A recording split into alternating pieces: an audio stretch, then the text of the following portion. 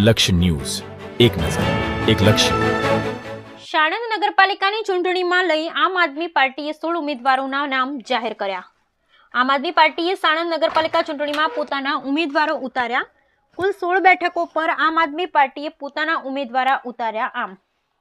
આમ આદમી પાર્ટીએ જનતાના મુદ્દાઓને ધ્યાનમાં રાખી ચૂંટણી લડશે અને ચૂંટણી જીતશે. આપ સાણંદ નગરપાલિકામાં વોર્ડ નંબર 1 હિરલબેન પી ગોહિલ, સરલાબેન એસ ગઢવી, દીપકભાઈ વાણિયા, ગૌતમભાઈ પારેખ. વોર્ડ નંબર 2 માંથી લીલાબેન કોળી પટેલ, વિક્રમભાઈ ઠાકોર, કેયુરભાઈ પટેલ.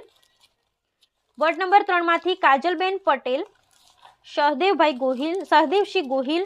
વોર્ડ નંબર 4 માંથી જયદીપસિંહ ચાવડા.